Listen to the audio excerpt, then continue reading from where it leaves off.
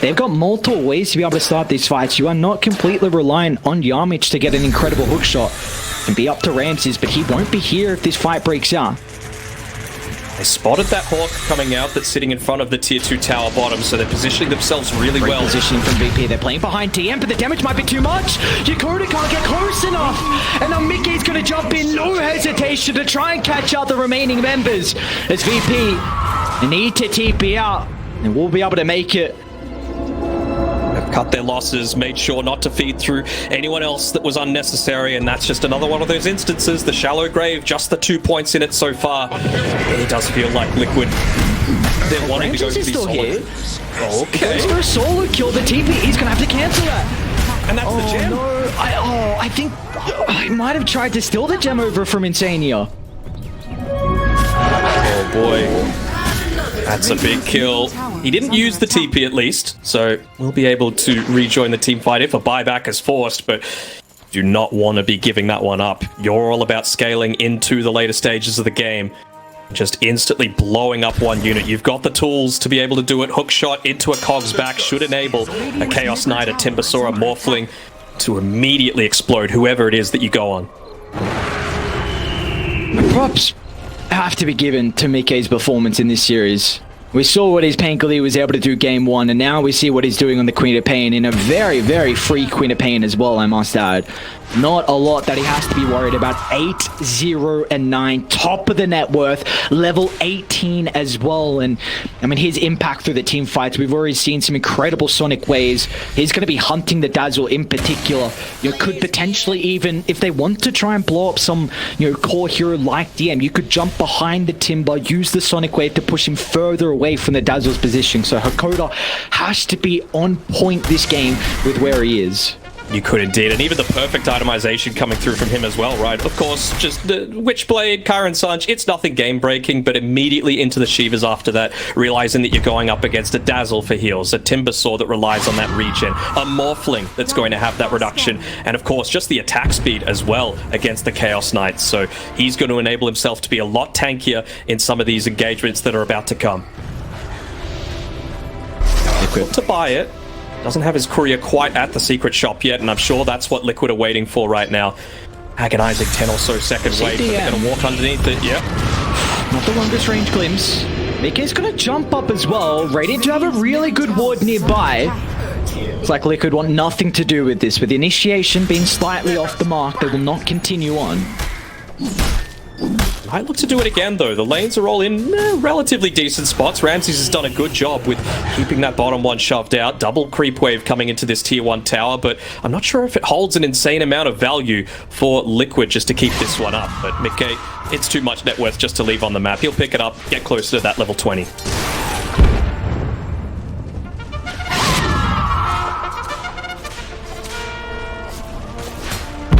See if they can try and stall this out. If it's a long row spawn, GPK might have the BKB before that fight. It's about to have the second component completed. It'll be a really big item. Also that level 18, which they actually just give him the tome on GPK, so they recognize how important it is to max out the ult. Liquid, yeah, they've been able to catch out Hakoda, but a great 4-star fuse from Yamich. We'll be able to get the Dazzle out to the left side, but Liquid, they're still on the prowl. They've got the nighttime vision and the Hawks as well.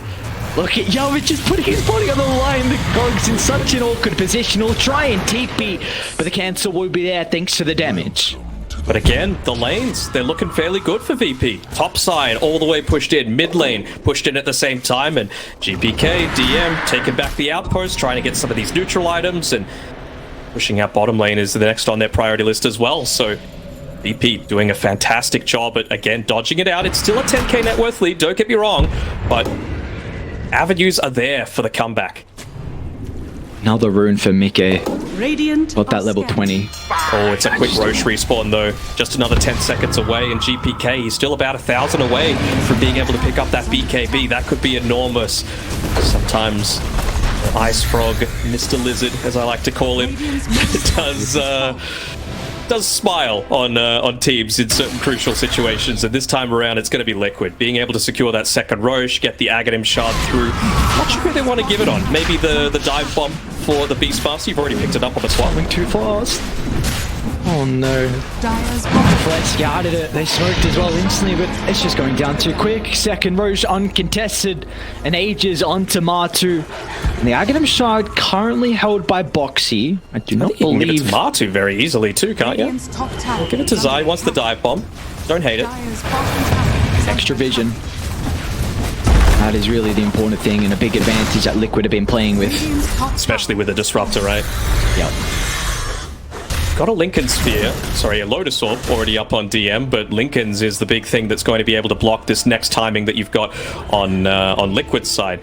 Being able to take that tower gives them a little bit more gold, and almost got the Blink Dagger on Zai, which means that you'll be able to find that pick off with all that extra vision that you just got from the Aghanim Shard, reduced Hawk cooldown. If this tower goes down, I don't know if VP can defend it. A Luna with the open barracks is very scary. I have to keep in mind though, if Liquid, if they do not capitalize on the Aegis advantage, then Virtus Pro will have a big window back into this game. This could be it. This could be Liquid's TI attending fight. You've got the BKB though on GPK. Let's see how he looks to use it. If he could find Insania, that would be huge. BK is going to try and follow up as well with a jump in with the songs. Not going to be there thanks to Ramsey's use of the BKB. Martu even trying to track his own as well. They're going to commit in the middle, but Yamich cogs to block it, but the damage fall-up isn't there. They need to wait for the BKB, but the members are falling lower and lower. As a Sonic Wave clipping onto multiple heroes. Ramsey's kept alive for the moment thanks to the use of the Crave, but it will not be enough for him to sustain through the damage. As Virtus Pro, they need to buy back onto multiple members, but they will not be able to catch up as Liquid retreat out of the area, and all they lose is Zai. All they lose is Zai indeed. 2 buybacks expended, still a kill onto Ramses, and they hold onto that Aegis, so you're going to be able to get into your own Lincoln Sphere soon, and well, just to prevent that quick initiation coming through from Ramses there. Martu incredibly fast on the fingers. It's hard to imagine that this is a guy that said after this TI, I'm about to retire. He's a top 5 player still on the leaderboards, and I mean, the fingers are just as good as when he was back in his prime. For him to be able to potentially end his career with a TI performance back on the organization that he won the TI with as well. What an incredible storyline that would be for himself and Liquid with a 15,000 net worth lead. They've still got plenty of time with the Aegis to work with. They want to be the party poopers though on VP. They're not giving this one up. They've been a little bit known for the early GG. Not this time around. You lose this one, you're out.